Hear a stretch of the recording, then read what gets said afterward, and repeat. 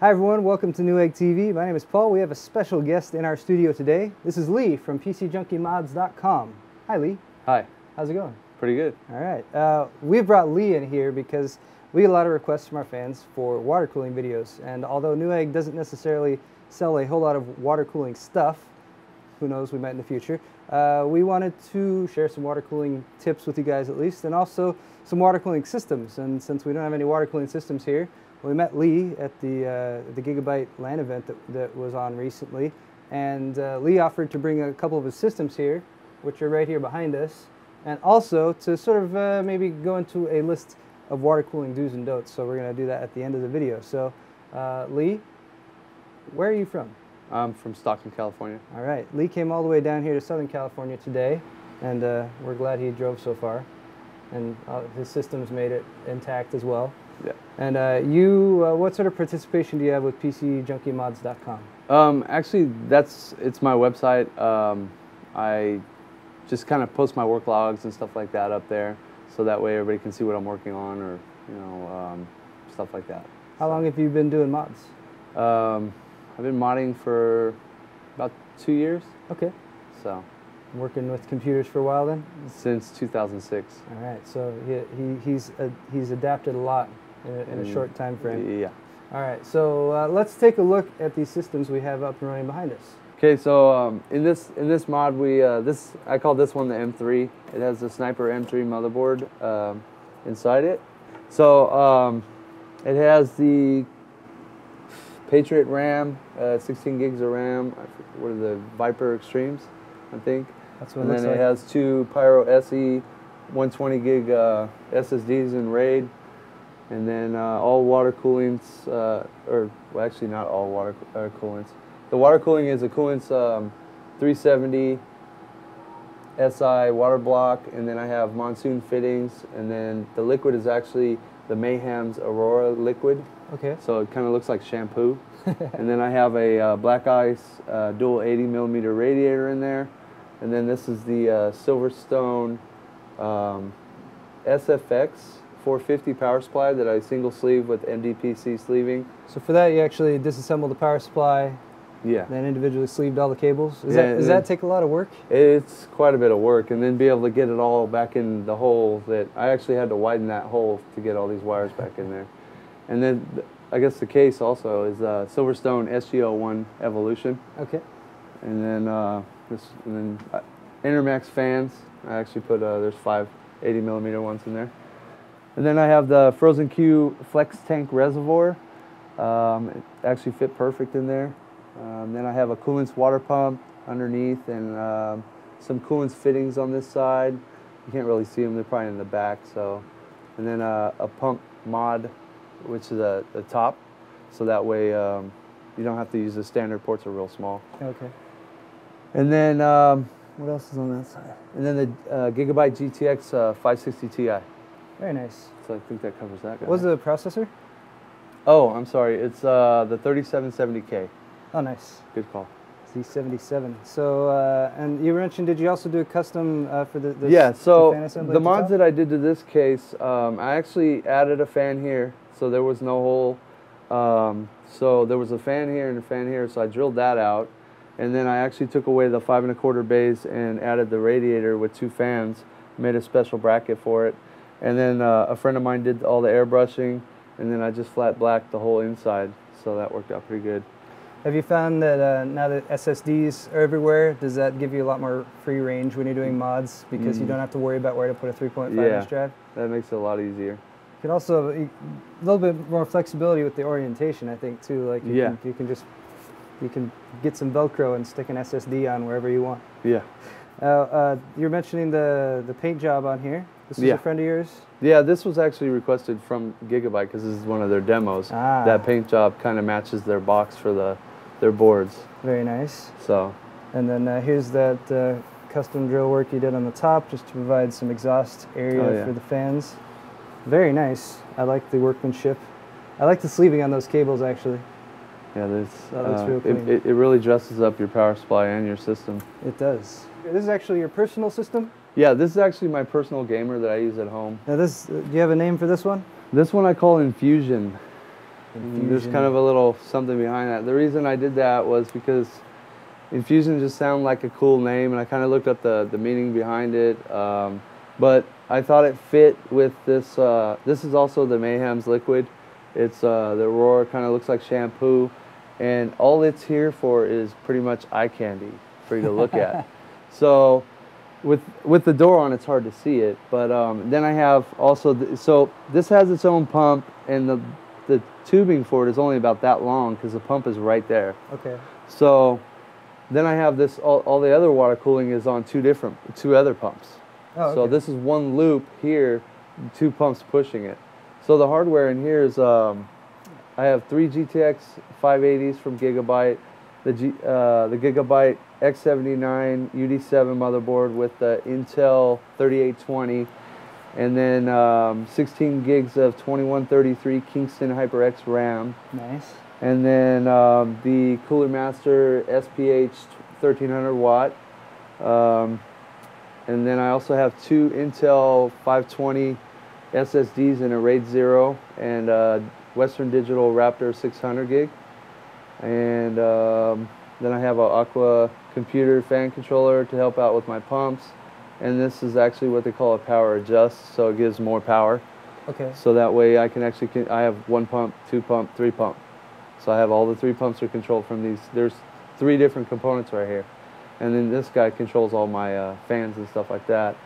Then as far as the water cooling goes, everything in here except for this reservoir, and then I have a frozen Q reservoir on the front for my main system, so pretty much everything else is all coolants. Coolants radiators, there's one up top, there's a triple up top and a double on the bottom.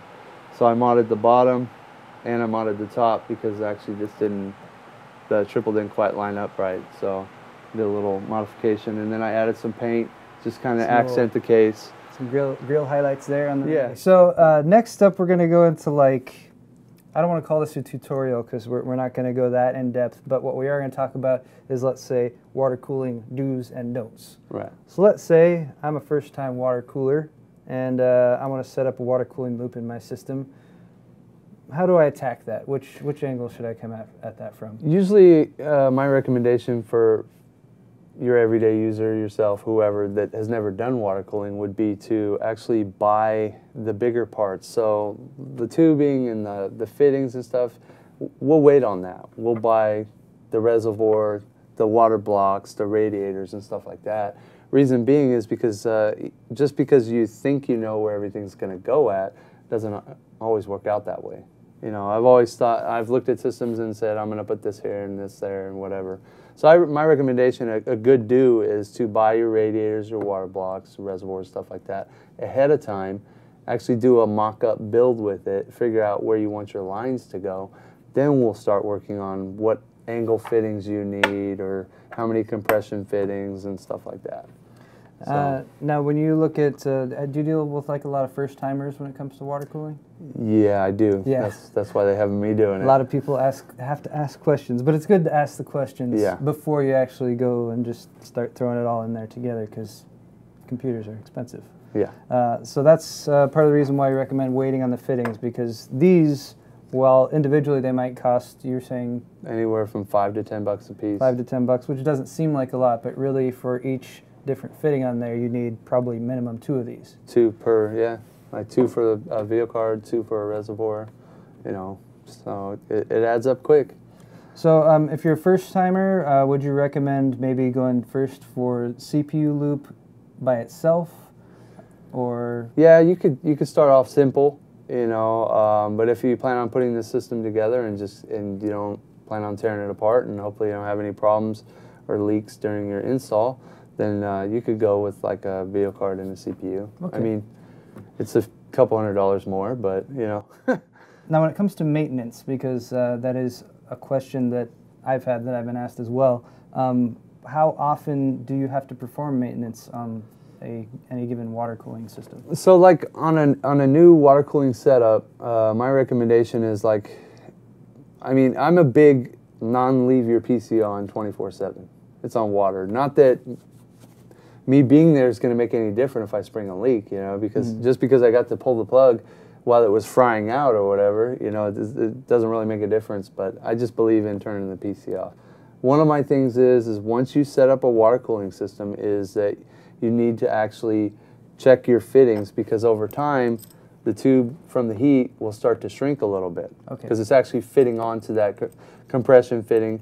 If you're using compressions, you want to do this. If you're using like Barbed Fittings that you have like a hose clamp on or something like that, you don't really have to do too much, because the hose clamp will continue to tighten, you know. So, but these, sometimes you can only turn them so far, and then after a week, maybe 2 weeks of continual burn-in, your gaming or whatever you're doing, you'll be able to get another turn out of it. Okay. So that's a good maintenance thing. Check your fittings once in a while. Look at your reservoir, make sure it's still full, and that's about it, because I don't do much maintenance as far as, you know, the shelf life or the runtime on your liquid nowadays. It keeps getting better and better. It's like 2 to 3 years. Now there are different types of liquid that can be used. I know, you know, the most basic is distilled water, but there are some drawbacks to using that. From what I've been told from coolants and what I've read online, is using the distilled water there's benefits, but then there's drawbacks. So you use a kill coil with distilled water, and what that does is it eliminates the algae. But what it doesn't really help you with is the corrosion. You know, some parts could still corrode, because there's a lot of different metals inside your water cooling system that people don't take into consideration. You got nickel, you got copper, you got solder. You know, like in a radiator, some of that stuff is soldered together. Yeah. So, you know, all those different metals, and then the water mixing, and then, you know, you could get some corrosion. But the good thing about some of the premix like coolants has and stuff, it's anti-corrosive and kills algae. And it looks pretty cool too. And it looks good. Which let's face it, when you're doing water cooling, well, no, you do it for temperatures, right? That's what you really want, is the temperatures for overclocking to push your system as far as it can go? For me, it is, because my workshop is my garage. So it's 110 degrees in my garage during the summertime. So that's what really pushed me toward water cooling. Now let's sort of go over the individual components involved with your basic water cooling system. So we're talking about blocks. So for instance, we have a Gigabyte. Which kind of Gigabyte video card is that? This is here? The 680. All right, so we have a Gigabyte GTX 680 right here. This has a Coolants water block on it that you have assembled. You'll notice next to that we have, this was originally a WindForce GTX 680, so this is the air cooler that was removed in order to put that on. Right. You brought sort of a work in progress here. This is a water cooling setup that you're in the midst of. Also have a Coolants block there on the CPU. And then we also have the reservoir, we have the pump, and for that, on this system, you actually have sort of a dual unit that has the pump at the bottom as well as the reservoir. Yeah, so this is actually 4 components that you could purchase from Coolants. So you'd buy the pump, then you'd buy the pump mod, and the pump mod can be used with or without the reservoir. So there's actually 2 holes on top that you could just plug them and use these holes, or 1 and 1, whatever, however you want to do it. Then you would buy this reservoir cylinder, which comes in different sizes, and you buy a cap. Okay. So those components you can purchase individually, and you've assembled them in this fashion to sort of make an all-in-one. I even tested it. See, it's got a little bit of water in it. Yeah, I wasn't sure if we're gonna get it going here. We'll see how far along we can get. Now, as far as the blocks themselves, when you're talking about, there's different types of fittings. There's Barbed Fittings, and then what is the name for these types of fittings? So these are compression fittings. So basically, the difference between the two, a barb kind of just looks like that, and you put a clamp around it. It wouldn't have this thread here. So you put your hose on there, and these are sharp. I've actually cut my fingers on this. Oh, okay. So you would take that and put it in the hose. Then you would take your ring and then wrench that down until it compresses on it. Okay. So, you know, they use compression. These are basically the same style they would use on high compression for industry stuff. You were pointing out this unit earlier. This is actually a quick release? This is what they call a quick connect, or QC. Okay. So basically, let's say you have your video card. You're not sure if you want to keep that video card in there for very long. So you're going to get an upgrade or whatever. So you'll put a quick connect, one off of your card and one to the rest of your system, and then the same thing on the in. So you'd have one set on the in, one set on the out. So by putting these in, you're able to actually this is connected, and this is a no spill, so you can take that video card out in a matter of minutes. And actually, just as you release it there, it actually seals it up, so you don't even have to drain the... You wouldn't have to drain nothing. You would pull your video card out, you'd have like that on your video card, and you pull that out, and you put these onto your new video card with your new block, and away you're running again with your new video card. Very nice. Now, as far as tubing goes here, I know this is Coolant's tubing. Yeah. There's a lot of different companies. There's a lot of different types of tubing. There's a lot of tubing available. There is inner diameter and outer diameter. Correct. Is that another key point for... That's a key point for when you're shopping, because that's why I say to buy all the big stuff first. Do you have a preference as far as width of the tubing goes? I pretty much use half inch is 1/2 by 3/4, so 1/2 inch is the inner diameter, 3/4 on the outer. So that's pretty much what I use because the flexibility is pretty good. You don't have to worry about too many kinks unless you do a real tight turn. Now, once you have sort of planned out your build, like you're saying, you would recommend purchasing the larger components first, radiator and everything. Let's say you get to this point, what would be the next step here?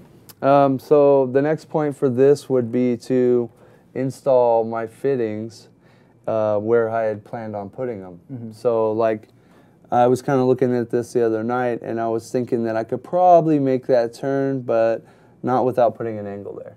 So I could either put a 90, which would be this, on top of a spacer or something like that. So basically it'd come right out of the CPU and shoot right into the radiator. Okay. So, you know, I'd lay it out, and then I would pre-cut my hose. So you put one end on a fitting, and then you can always give yourself too much, but not enough. You know, so cut it a little bigger. Okay. That's a big recommendation. Cut it a little bit bigger because you can always cut some off. You can always slice a little bit off, make it shorter, but you can't make it longer. Yeah. Now, as far as the, so you're mentioning here that, you know, you got to worry about the angles because you only have so much play with the tubing. Yeah. So how do you actually determine that as you're, say, do you take some tubing and put it in there, sort of line it up and see how far it can twist? Yeah, sometimes I'll do that. So like right here, if I tried a couple different scenarios, I could actually try this or I could try that. And I'm pretty sure that both of those would probably work, but then again not, because if I put this one in there and I put that on the end, my tube's going to be about that long, right? Because by the time I put another compression up top, there's not that much room there. So it's kind of one of those trial and error things. I mean, you'd have to, I've pre-laid out a system before and I didn't quite have all the fittings correct. So it happens, but yeah, I just kind of put it in there and check, I guess. So forethought and planning ahead, of course, very important, but also being ready to make adjustments as necessary. Yeah, because you gotta, I mean, my biggest thing with water cooling, don't cut any corners. You know, don't buy this block because it's cheaper than this block. Do your homework, check the reviews. Take your time, get advice.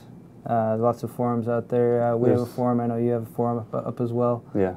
So you guys can check out forums because there's lots of people out there who are enthusiasts, just like Lee, who like to help people out. Yep. And that's really how you learn and get better. One of the biggest don'ts, though, I noticed you didn't ask, so I better tell. Everybody knows gravity. Oh, yeah. So do not put your pump above the reservoir. That's one of the biggest problems that a lot of new users don't realize. If your pump is above the reservoir, you're going to think that the pump is bad or whatever. Well, the biggest problem is the liquid is not going to get to the pump even if you turn it on. And the one bad thing about the pumps, they have a wet seal on them. So if they run dry, they're done pretty much. Because that seal dries out. And then, and it'll then your pump will never work right. So just these pump combos work good because the liquid's going to feed right into it. Well, Lee, I wanted to say a big thank you for driving all the way down here today and bringing these awesome systems to share with us and sharing your knowledge with us about water cooling and modding. No problem. And if folks out there want to see any more of your work, they can go to PCJunkieMods.com. I understand you also have a new forum that you've just launched? Yeah, it's C2CMods.com. So which is C2CMods.com. You got it. Which is actually Coast to Coast Mods. Okay. And that's a forum, so going to have discussion about mods and water cooling and all that sort of a lot of work logs. We were trying to appeal to worldwide, so hopefully we'll bring in a lot of the really good modders out there. Awesome. All right, so check out those websites for more of Lee and his work. Thank you all for watching Newegg TV. If you'd like to see more tech videos, you can go to youtube.com/Newegg. And we'll see y'all next time on Newegg TV.